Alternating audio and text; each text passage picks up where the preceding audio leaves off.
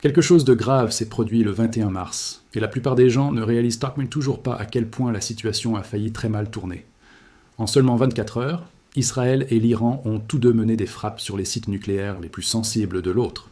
D'abord, une importante installation nucléaire iranienne à Natanz a été touchée tôt le matin. Puis, seulement quelques heures plus tard, des missiles ont frappé près de Dimona, dans le sud d'Israël.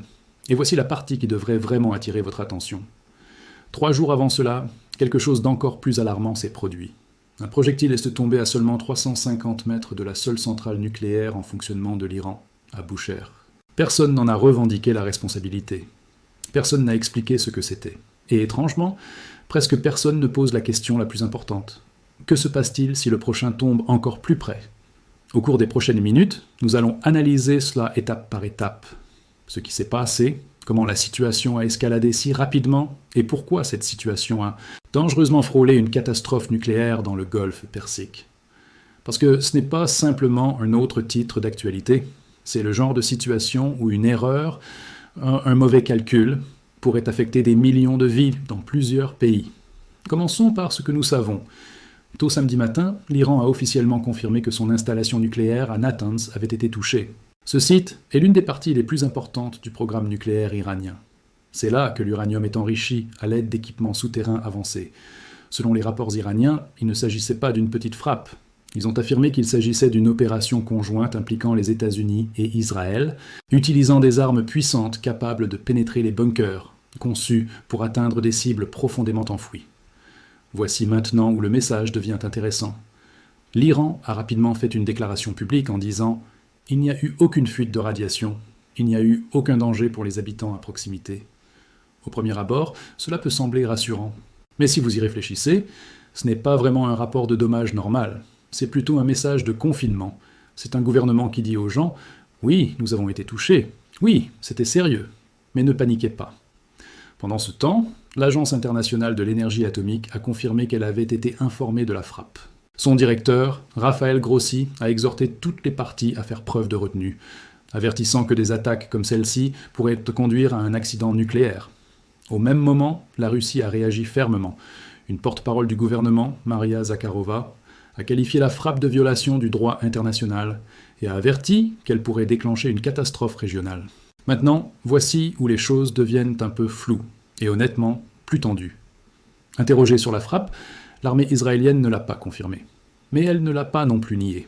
À la place, elle a déclaré ne pas être au courant d'une quelconque attaque. Cela peut sembler un petit détail, mais c'est en réalité très délibéré. Cela laisse place à l'interprétation. Cela évite une responsabilité directe, et cela garde toutes les options ouvertes. Mais une chose est certaine, Natanz n'est pas une installation quelconque. C'est l'un des piliers fondamentaux du programme nucléaire iranien. Et elle a déjà été ciblée auparavant. Elle a été frappée lors de conflits précédents, endommagée à nouveau il y a seulement quelques semaines, et maintenant touchée une fois de plus. À chaque fois, les risques augmentent, parce que chaque frappe sur un site nucléaire augmente les chances que quelque chose tourne mal, quelque chose qui ne peut pas être facilement contenu. Et ce n'est que le début. Ce qui s'est passé ensuite, seulement quelques heures plus tard, est ce qui a vraiment poussé cette situation au bord du gouffre. Quelques heures seulement après la frappe sur Natanz, la situation s'est rapidement aggravée. L'Iran n'a pas attendu. Il a répondu presque immédiatement. Des missiles ont été lancés vers le sud d'Israël, visant des zones proches de l'un des endroits les plus sensibles et les plus secrets du pays, Dimona. Ce n'était pas aléatoire, c'était un message. L'un de ces missiles a frappé un bâtiment résidentiel dans une ville voisine. L'armée israélienne l'a confirmé clairement. Une frappe directe de missiles sur un bâtiment. Au même moment, les médias d'État iraniens ont ouvertement décrit l'attaque comme une réponse à ce qui s'était passé à Natanz. Il n'y a eu aucune tentative de le cacher. Le commandement militaire iranien l'a présenté comme une riposte, simple et directe. Parlons maintenant de pourquoi Dimona est aussi important. Dimona se trouve dans le désert du Negev, loin de la plupart des grandes villes. Mais ce n'est pas un simple endroit. On pense largement qu'il s'agit du centre du programme nucléaire israélien, lié au centre de recherche nucléaire du Negev Shimon Peres, en activité depuis la fin des années 1950. Voici le point clé. Israël n'a jamais officiellement confirmé qu'il possède des armes nucléaires, mais il ne l'a jamais nié non plus. Cette stratégie de longue date est connue sous le nom d'ambiguïté délibérée, et Dimona est la raison pour laquelle cette politique existe. Alors que beaucoup pensent qu'il s'agit simplement d'un centre de recherche, des experts du monde entier estiment qu'il joue un rôle bien plus important. Il est largement considéré comme l'endroit où Israël a développé, et peut-être maintient, son arsenal nucléaire non déclaré. Donc, lorsqu'un missile tombe dans la zone autour de Dimona, ce n'est pas une frappe ordinaire, c'est un signal direct. Nous pouvons atteindre vos sites les plus sensibles aussi. Le coût humain est devenu clair très rapidement. Les services d'urgence dans tout le sud d'Israël ont signalé plusieurs points d'impact. L'organisation Magen David Adom a déclaré avoir soigné des dizaines de blessés. Parmi eux, un garçon de 12 ans dans un état grave à cause de blessures causées par des éclats, une femme d'une trentaine d'années avec des blessures modérées, d'autres souffrant de fractures, de chocs et de traumatismes. Les ambulanciers ont décrit la scène comme chaotique. Des bâtiments ont été endommagés, des murs se sont effondrés. Des personnes ont été extraites des décombres, et les équipes de secours ont dû intervenir à plusieurs endroits en même temps. Malgré tout cela, une question cruciale subsistait. L'installation nucléaire elle-même a-t-elle été touchée ? L'Agence internationale de l'énergie atomique est rapidement intervenue à nouveau. Elle a confirmé qu'il n'y avait aucun signe de dommage au centre de recherche nucléaire. Et comme plus tôt en Iran, elle a signalé l'absence de niveau de radiation inhabituel. Réfléchissez-y un instant. En une seule journée, un site nucléaire majeur en Iran a été frappé. Une zone nucléaire sensible en Israël a été ciblée. Et dans les deux cas, les autorités ont dû rassurer le monde en disant qu'aucune radiation n'avait été libérée. Ce n'est pas normal. C'est un signal d'alerte. Mais un autre détail a suscité encore plus d'inquiétude. L'armée israélienne a annoncé qu'elle enquêterait sur les raisons pour lesquelles ces systèmes de défense n'ont pas réussi à arrêter le missile. C'est important, car Dimona est l'un des endroits les plus protégés du pays. Il est couvert par des systèmes avancés comme Iron Dome, le système de défense antimissile Arrow. Ceux-ci sont conçus spécifiquement pour arrêter ce type de menace. Et pourtant, un missile a quand même réussi à passer. Cela change complètement la donne, parce que maintenant, la question n'est pas seulement ce qui s'est passé, c'est ce qui pourrait se passer ensuite. Si un missile est passé, que se passe-t-il si des dizaines sont lancés en même temps ? C'est ce que les planificateurs militaires appellent une attaque de saturation, submerger les défenses par le volume. Et maintenant, cette possibilité n'est plus théorique. À ce stade, la situation avait déjà atteint un niveau dangereux. Mais pour vraiment comprendre à quel point on a frôlé la catastrophe, nous devons revenir quelques jours en arrière, parce que ce qui s'est passé à Bushehr a préparé le terrain pour tout ce qui a suivi. Et honnêtement, cela pourrait être la partie la plus inquiétante de toute cette histoire.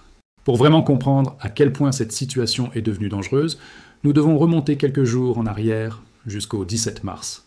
Parce que ce qui s'est passé près de Bushehr pourrait être la partie la plus alarmante de toute cette histoire. Ce jour-là, quelque chose a frappé à seulement 350 mètres de la seule centrale nucléaire en fonctionnement de l'Iran. Prenez un moment pour y réfléchir. Pas à des kilomètres, pas à des miles, juste à quelques centaines de mètres d'un réacteur nucléaire en activité. Cette installation n'est pas un site ordinaire. C'est la seule centrale nucléaire active de l'Iran, connectée au réseau électrique national depuis 2011. À l'intérieur de ce site, il y a de grandes quantités de combustible nucléaire actuellement utilisés, encore plus de combustible usé, stocké à proximité, qui reste hautement radioactif. Si quelque chose s'était mal passé là-bas, les conséquences ne seraient pas restées confinées à l'Iran. Elles se seraient propagées. Selon l'Agence internationale de l'énergie atomique, le projectile a détruit une structure voisine, mais a manqué le réacteur lui-même. C'est la seule raison pour laquelle nous ne parlons pas d'une catastrophe aujourd'hui. Un haut responsable nucléaire russe, Alexei Likhachev, n'a pas retenu ces mots en décrivant le risque. Il a averti qu'un impact direct sur le réacteur aurait pu provoquer une catastrophe à l'échelle de toute la région. Pas seulement l'Iran, pas seulement les villes voisines, mais plusieurs pays à travers le Moyen-Orient.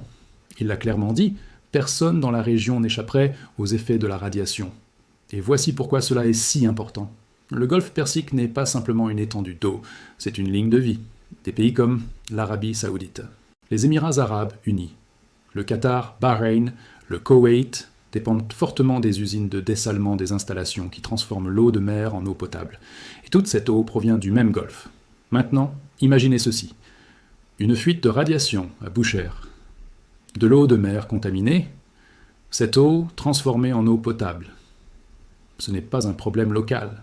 C'est une crise qui affecterait des dizaines de millions de personnes dans plusieurs pays. Et pourtant, voici la partie la plus étrange. Personne ne sait qui a lancé le projectile. Aucun pays n'en a revendiqué la responsabilité. Aucune explication officielle n'a été donnée. Et l'enquête n'a pas fourni de réponse claire. Mais des images satellites ont révélé quelque chose d'inattendu. Des données analysées par l'Institute for Science and International Security ont montré que le schéma des débris ne correspondait pas à une attaque venant de la mer. Au contraire, cela suggérait que l'objet venait du nord.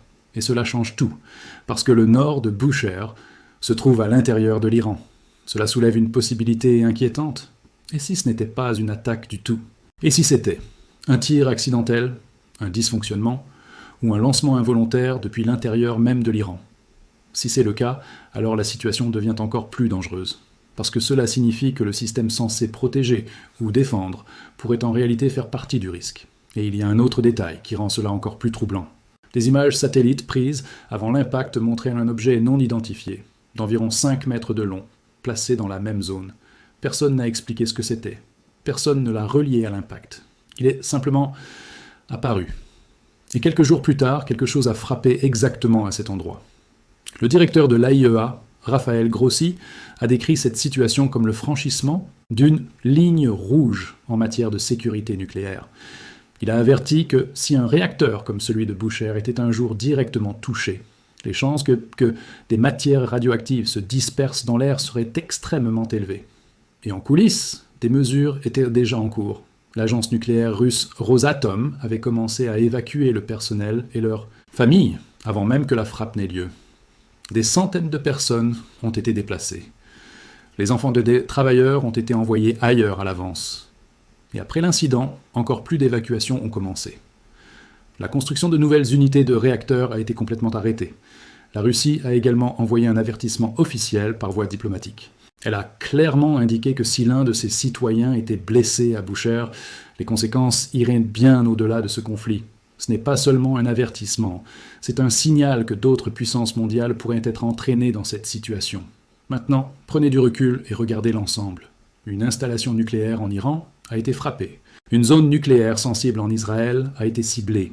Et quelques jours plus tôt, un projectile a presque touché un réacteur nucléaire en activité. 3 événements distincts, tous liés par un seul élément. Ils ont tous dangereusement frôlé une catastrophe nucléaire. Et le plus inquiétant, rien de tout cela n'a ralenti la situation. Les frappes ont continué. Les attaques se sont étendues. Et la guerre a poursuivi son escalade.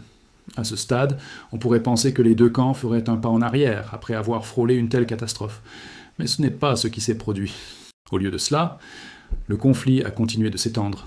Le même jour où des frappes ont touché Natanz et des zones proches de Dimona, d'autres cibles ont été attaquées à l'intérieur de l'Iran.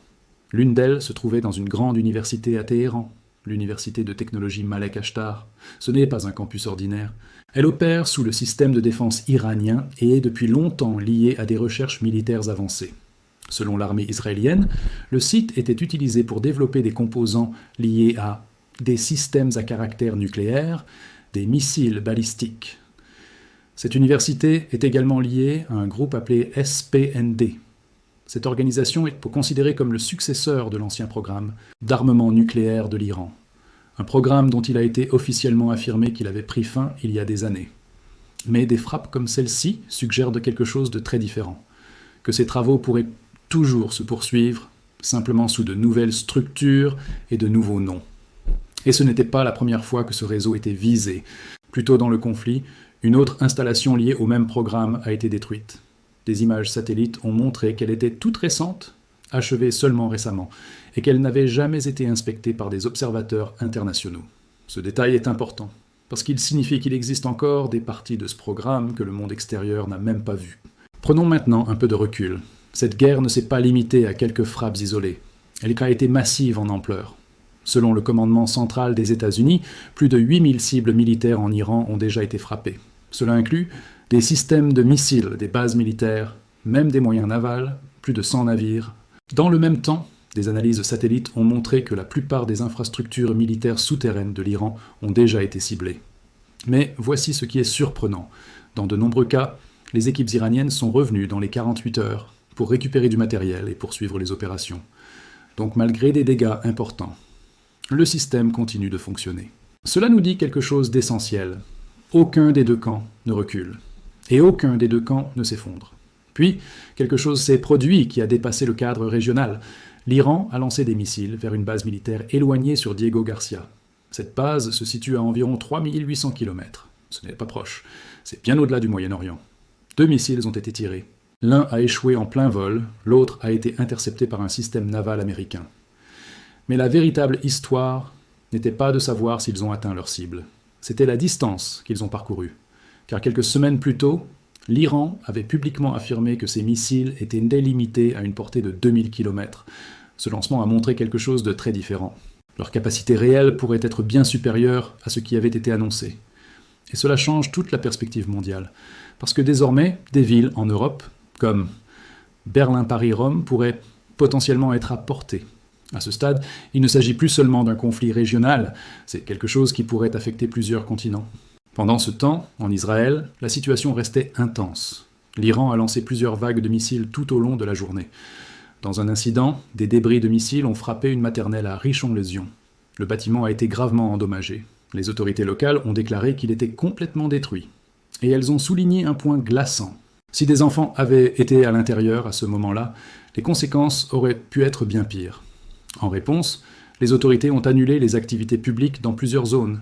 Dans le même temps, des attaques du Hezbollah ont continué depuis le nord, des roquettes ont été tirées depuis le Liban, endommageant des habitations et déclenchant des sirènes d'alerte aérienne dans plusieurs régions.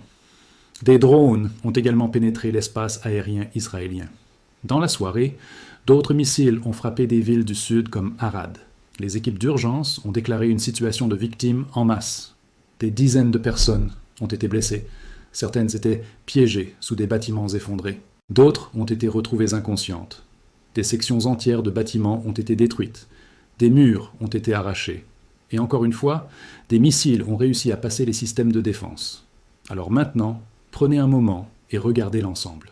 Des sites nucléaires ciblés dans les deux pays. Un quasi-incident sur un réacteur nucléaire en activité. Des missiles atteignant des distances plus grandes que prévues, des zones civiles frappées à répétition, plusieurs pays indirectement impliqués, et à travers tout cela, aucun gouvernement n'a clairement indiqué ce qui mettrait fin à cette guerre. Aucune limite définie, aucun plan de sortie clair.